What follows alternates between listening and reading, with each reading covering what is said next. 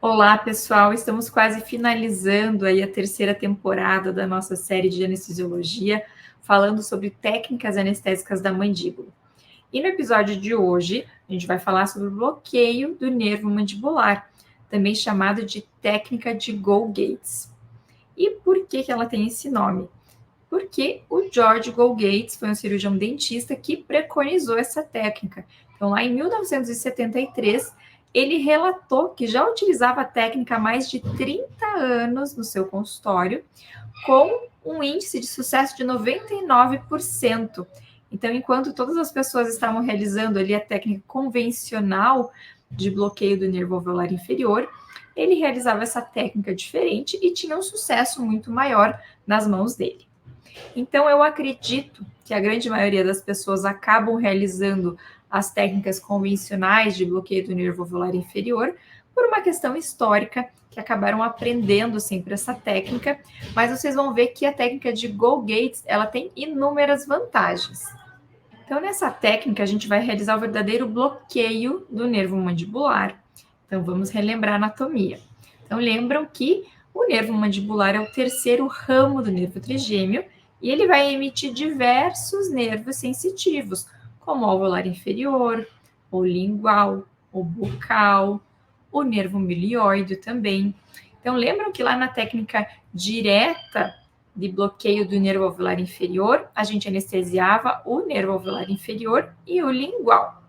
Na técnica indireta, a gente anestesiava o alveolar inferior, o lingual e o bucal.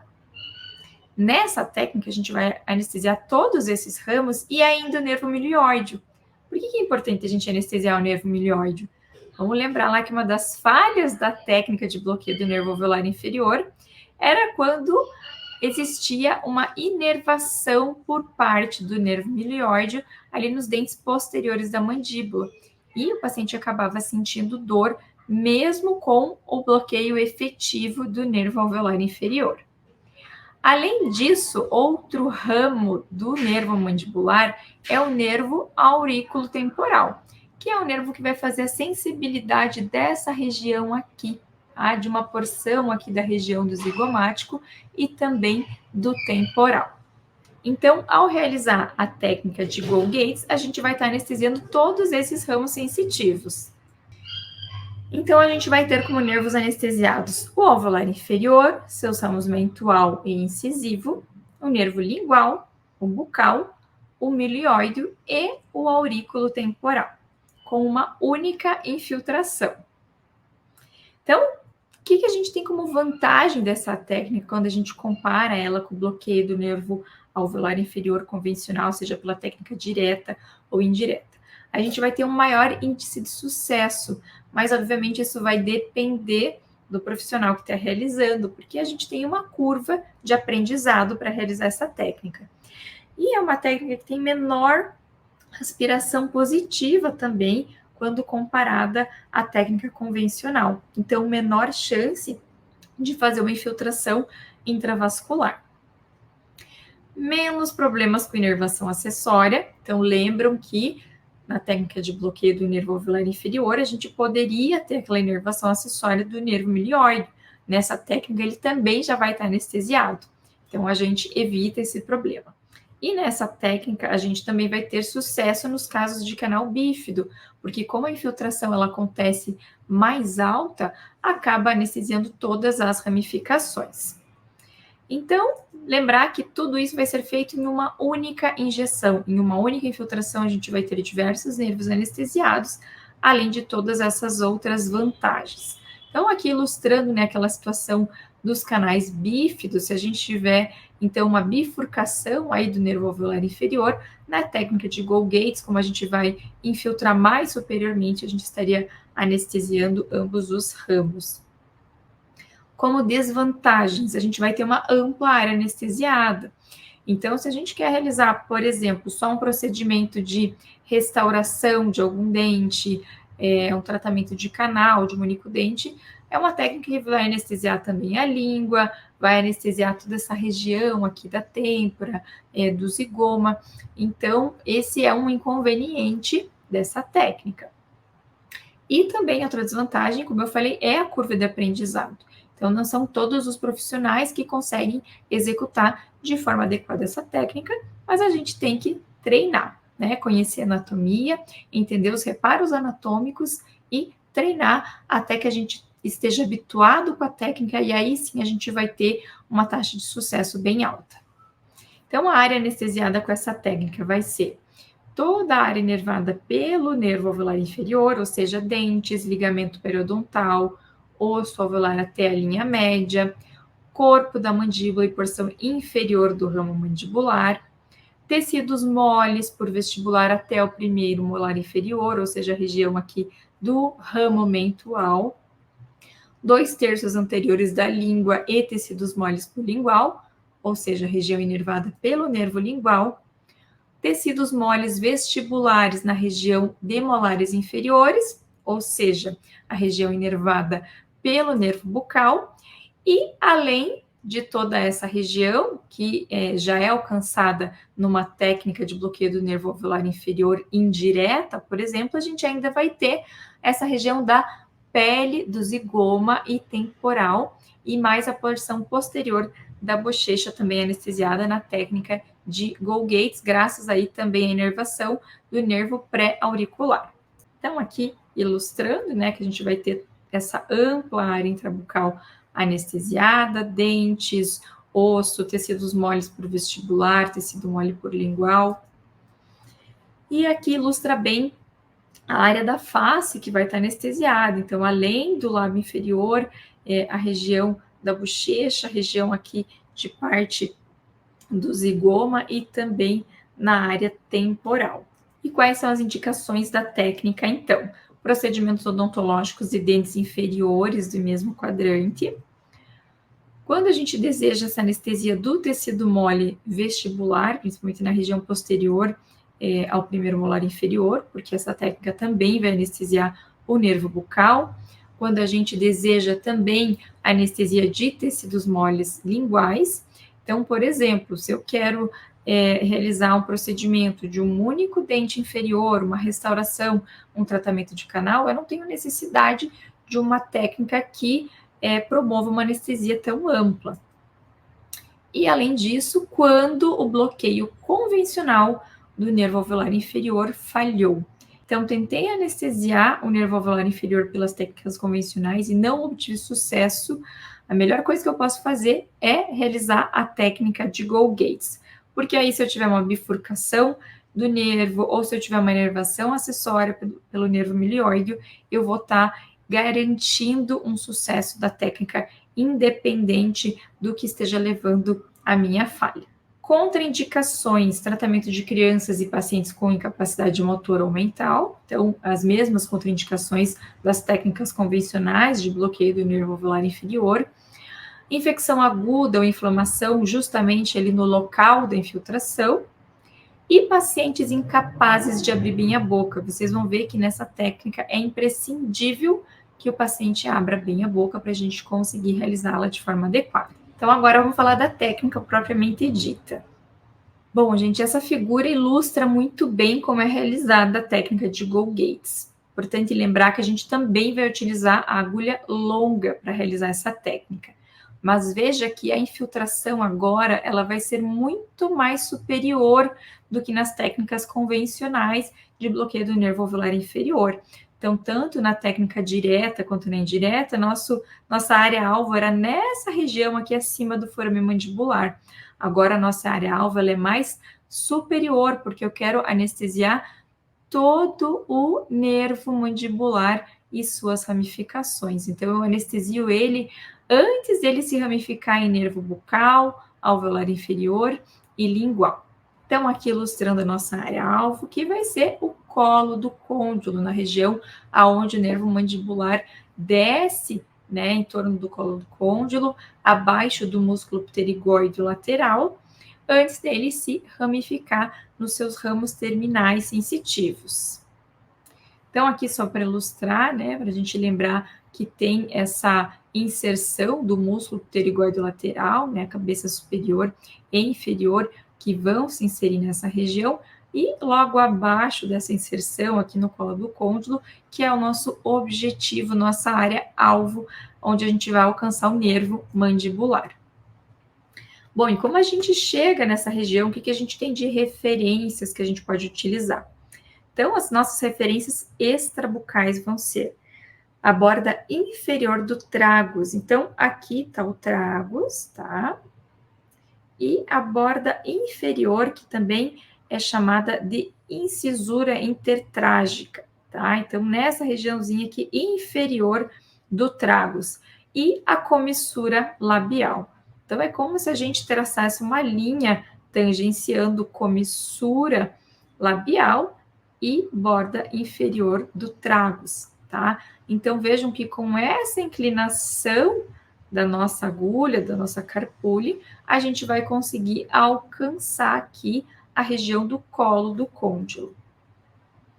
Então, aqui mostrando, né, a nossa referência realmente no paciente, que a gente tem que traçar essa linha imaginária, então, ali da região inferior do tragus até o canto da boca.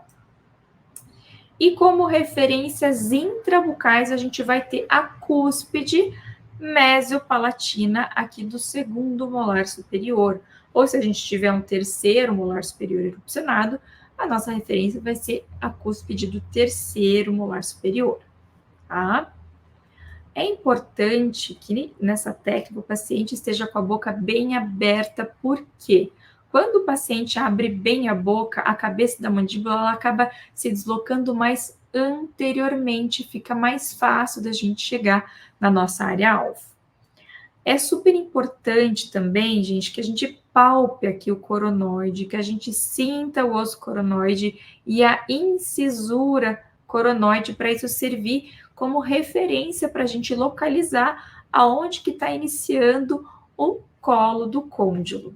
E a nossa área de inserção, então, vai ser distal ao último molar superior em boca, tá? Como vocês podem ver aqui nessa ilustração. Então, agora vamos ver aqui no paciente. Vejam que a gente está palpando aqui a região da incisura coronoide para a gente se localizar. Foi traçada aquela referência imaginária, né? Aqui da região intertragus, contralateral e comissura da boca. Então, eu estou com a minha carpule já angulada, a área de inserção posterior aqui aos molares superiores da maxila, na face medial aqui do ramo mandibular. E como toda técnica anestésica, a gente vai iniciar secando a mucosa, aplicando o anestésico tópico. Então, determinei a minha área de inserção, vou secar a mucosa nessa região, aplicar o anestésico tópico. E então, eu vou iniciar a penetração da agulha e vou avançar a agulha longa até tocar o osso, gente, aproximadamente 25 milímetros, média 2/3, um pouco mais da agulha longa, tá? Se eu não tocar o osso, então minha agulha longa entrou inteira e eu não toquei o osso, provavelmente a minha agulha está muito anterior. Então eu estou nessa região da incisura coronoide, né? E estou caindo diretamente em tecido mole, não tem osso para eu tocar ali. Então, nesses casos, a gente tem que redirecionar a nossa carpule. Então, a gente vai recuar a agulha sem removê-la totalmente e a gente vai direcionar o nosso cilindro mais anteriormente. Quando a gente direciona o cilindro mais anteriormente, a gente consegue direcionar a agulha mais posterior até chegar realmente no colo do côndilo, tá? Toquei o osso, vou recuar 1 milímetro. A aspiração, para verificar se eu não estou dentro de algum vaso sanguíneo, ainda que a gente tenha uma chance menor de injeção intravascular nessa técnica, é sempre necessário fazer essa aspiração. Aspirei, não estou dentro do vaso, e agora sim eu vou infiltrar um tubete. Isso tudo durante o tempo de 1 minuto em média, tá? Então tem que ser uma infiltração lenta. E aí eu vou pedir para o meu paciente manter a boca aberta por aproximadamente 1 a 2 minutos, porque isso vai facilitar a difusão do meu líquido de anestésico. E para iniciar o procedimento, a gente vai aguardar aproximadamente 5 a 7 minutos. Então, aqui vamos ver a execução da técnica no paciente. Então, vejam a posição da carpule, né, a angulação aqui, comissura labial, área de inserção posterior aos molares superiores. Olha como a cúspide do molar superior acaba sendo uma referência para a gente. Vejam a profundidade de penetração também da agulha. E agora a gente infiltra, então, um tubete lentamente, né, durante 1 minuto, para que a gente tenha uma anestesia efetiva dessa região. Então, finalizei a minha técnica, vou aguardar cerca de 5 a 7 minutos e vou verificar, então, se eu estou com essa área anestesiada, lábio inferior, língua, região de têmpora, região do zigomático. De complicações, gente, quais são as complicações associadas à técnica? Hematoma, embora seja raro, trismo também extremamente raro, né, que é a limitação de abertura bucal. Essa é uma área que a gente não vai ter tantos músculos como nas técnicas convencionais de bloqueio do nervo alveolar inferior. E pode acontecer, embora seja muito raro, uma paralisia temporária dos pares cranianos 3, 4 e 6. Então, o óculo motor, o troclear e o abducente. Isso vai acontecer se a gente fizer uma infiltração indesejável intravascular, tá? E o que isso vai provocar? Pode provocar uma diplopia, ou seja, visão dupla, uma ptose palpebral, então fica com a pálpebra mais caída, e até uma paralisia do olho, tá? Então não consegue movimentar o globo ocular. Obviamente que isso é transitório, é uma situação bastante chata, mas também é extremamente rara. Então, tomar bastante cuidado para não realizar infiltração intravascular.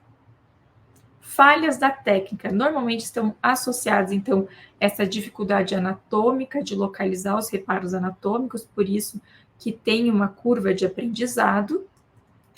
E pode acontecer também por pouco volume de anestésico infiltrado. Então, nessa técnica, a gente recomenda, no mínimo, um tubete de anestésico. E, se não foi efetivo após infiltrar um tubete, pode ser infiltrado mais meio tubete de anestésico. Bom, gente, como considerações finais, eu gostaria de dizer que eu realmente acho que essa técnica é pouco executada pelos cirurgiões dentistas, que vocês deveriam utilizar mais desse recurso. Eu utilizo bastante essa técnica no meu consultório. Eu queria lembrar vocês que essa técnica tem mais sucesso e menos complicações do que as técnicas convencionais de bloqueio do nervo alveolar inferior. Mas, entretanto, a gente tem que respeitar essa curva de aprendizado, ter um conhecimento anatômico adequado, entender bem esses reparos para que a gente consiga executar a técnica. E que ela é a melhor alternativa quando a gente tem uma falha na técnica convencional de bloqueio do nervo alveolar inferior. Então, tentei executar essa técnica, não deu certo, já vamos partir para a técnica de Go-Gates. E dizer também que a melhor técnica sempre vai ser a técnica que funciona melhor na nossa mão, mas também que nunca é tarde para a gente aprender e treinar aí uma nova técnica que a longo prazo realmente pode trazer mais sucesso aí das nossas infiltrações anestésicas. Espero que vocês tenham gostado dessa aula e até a próxima!